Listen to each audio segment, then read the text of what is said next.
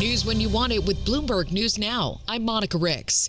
Day 40 of the government shutdown and flight cancellations keep spiking with at least 1,700 today alone. Another 5,000 flights have been delayed. We've seen an impact on the economy from day one, but it's getting worse and worse. That's Treasury Secretary Scott Bessent. He was on ABC's This Week with a message for Democrats. What we need is 5 brave, moderate Democratic senators to cross the aisle, because right now it is 52-3. 5 Democrats can cross the aisle and reopen the government. That's the best way to do it. The Senate's been working through the weekend, and Republicans hope to end the shutdown today with a vote on a new stopgap measure that would fund the government through January.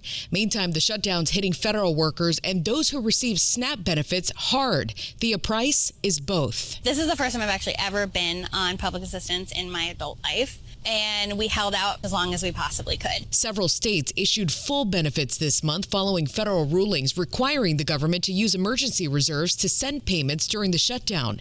But now the Trump administration is threatening financial penalties against states that don't immediately undo it. It's unclear how the directive would affect people who receive those funds.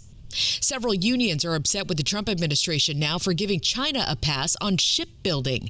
A group of labor unions led by the United Steelworkers sent a letter to U.S. Trade Rep Jameson Greer expressing strong disappointment over a decision to suspend port fees on Chinese ships. Workers argue it could hurt attempts to restore the industry.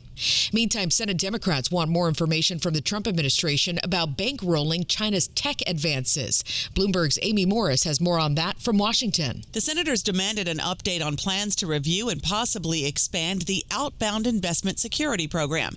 The senators gave Treasury Secretary Scott Bessent until November 19th to respond, citing concerns that U.S. dollars may be accelerating advances by China and other adversaries in key technologies.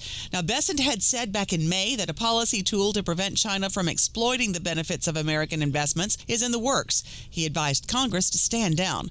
In Washington, Amy Morris, Bloomberg Radio. There's a major baby formula recall this morning linked to infant botulism. Bloomberg's Ed Kalegi has more. Baby formula manufacturer ByHeart has agreed to recall some of its powdered formula after 13 infants were diagnosed with botulism after consuming the product. The CDC and the FDA are investigating 13 cases in 10 states. All the babies affected had consumed ByHeart brand powdered infant formula. FDA and CDC officials said they are testing leftover formula to investigate the origin of the contamination. ByHeart agreed to recall 2 lots of the formula that are suspected to be contaminated. Ed Kalegi, Bloomberg Radio. YouTube TV subscribers could be closer to getting football and their favorite shows back.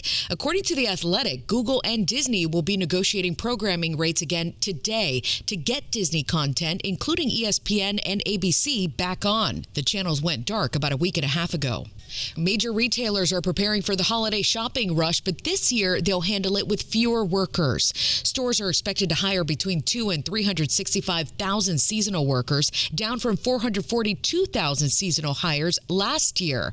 The National Retail Federation says this marks the lowest level of seasonal retail hiring in 15 years, but it's not expected to slow down spending. Holiday sales could hit $1 trillion for the first time ever. Super Typhoon Fung-Wong has slammed into the northeastern coast of the Philippines, killing at least 2 people and forcing more than 1 million people to evacuate. The typhoon packed 114-mile-an-hour winds when it made landfall. That's the equivalent of a Category 3 hurricane. That's news when you want it with Bloomberg News Now. I'm Monica Ricks, and this is Bloomberg.